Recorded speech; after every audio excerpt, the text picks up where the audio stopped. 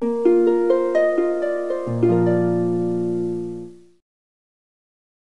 oitavo ano, tudo bem? Vamos para mais uma aula de história. Eu espero que todos vocês estejam bem e se cuidando nesse momento, né? Nós vamos iniciar a nossa aula fazendo a correção daquela atividade que eu deixei para vocês na aula anterior, a aula do dia 4 de maio. Eu deixei para vocês uma charge, como vocês podem ver aqui, e pedi para vocês interpretarem essa charge e explicarem ela. Eu coloquei aqui uma sugestão de resposta, porém vocês podem também responder com as palavras de vocês. A sugestão que eu coloquei fala assim: a charge, está representando a desigualdade social da sociedade francesa. Essa imagem mostra um homem pobre e faminto, simbolizando o povo, os camponeses, ou até mesmo o terceiro estado, numa representação mais ampla, carregando em suas costas a nobreza e o clero, que por sua vez estão bem tranquilos e satisfeitos. Então, seria uma imagem sobre desigualdade social relacionada à Revolução Francesa.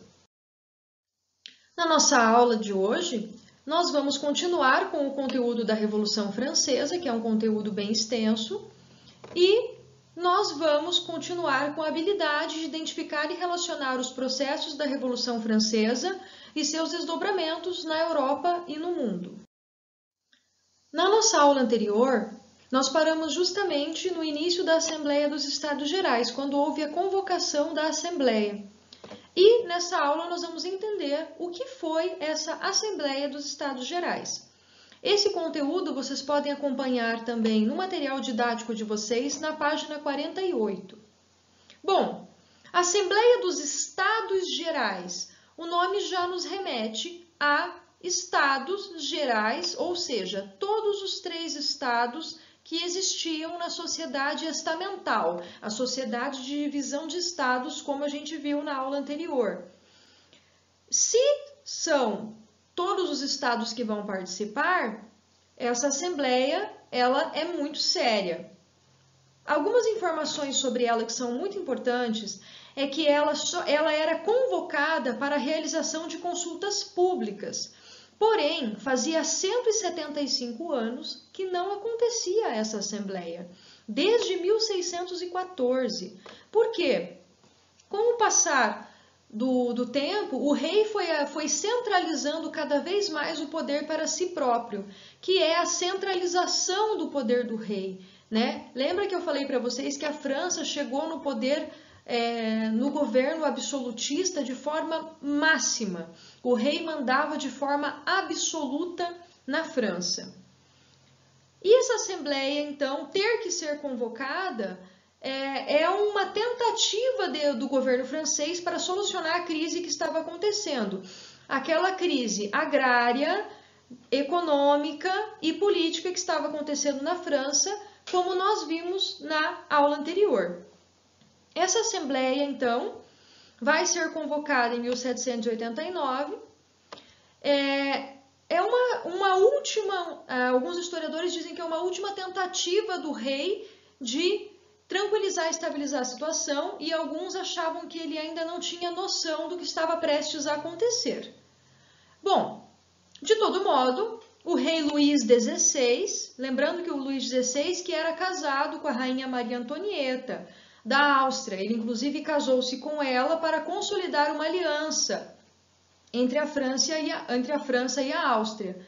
Mais uma tentativa aí de paralisar ou amenizar a crise em que a França estava vivendo. Luís XVI, então, nesse momento, ele convoca os 3 estados para se reunirem e decidirem o futuro da França.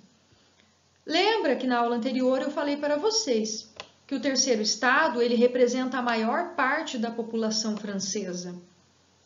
Porém, na hora da votação, na hora da tomada de decisões da Assembleia dos Estados Gerais, o terceiro estado só tinha direito a um voto, representando uma categoria.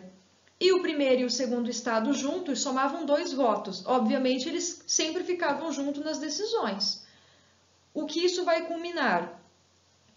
O primeiro e o segundo estado se uniram para a tomada de decisões nessa assembleia e o terceiro estado não conseguiu nenhuma reivindicação. Eles participaram da reunião, porém continuaram sem serem atendidos.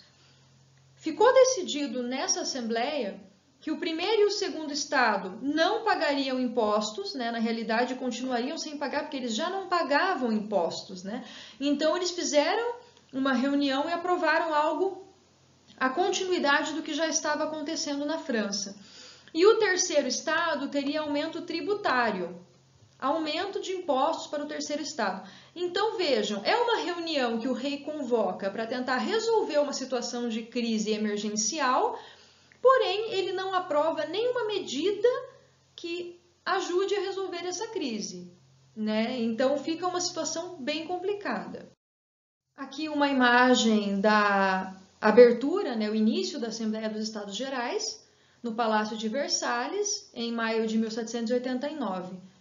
É uma imagem bem legal, que demonstra a separação dos estados e a negociação entre eles. Bom, é importante lembrar que os representantes do terceiro estado eram da alta burguesia. Lembra que eu falei para vocês que tinha os girondinos e os jacobinos? Os girondinos da alta burguesia.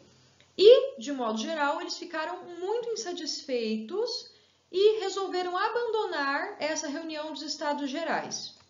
Luís XVI percebeu que o problema não seria facilmente resolvido, não seria somente convocar uma reunião e falar para eles, vai continuar tudo igual, né? Porque nós não temos como mudar.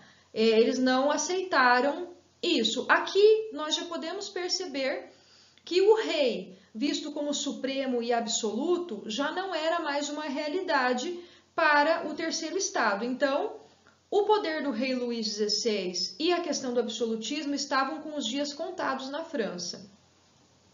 O rei, então, como eu estava falando, ao perceber que o problema não foi facilmente resolvido, ele vai aceitar uma votação com proporção de votos, né? Ou seja, o terceiro estado nessa questão se daria melhor porque eles são maioria. Desse modo, então, o terceiro estado é predominante nos Estados Gerais e eles vão declarar a formação de uma Assembleia Nacional Constituinte. O que é uma Assembleia Nacional Constituinte? Já de caráter revolucionário, totalmente inspirados pelas ideias iluministas, que é um dos conteúdos que nós vimos também.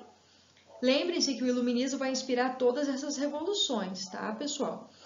E para esses líderes burgueses do terceiro estado, a única saída para resolver esses problemas que estavam vivendo ali seria a criar uma nova Constituição, limitar os poderes do rei, lembrando que isso já acontecia na Inglaterra, e eles precisariam limitar esse poder do rei para que ocorressem mudanças significativas na vida deles.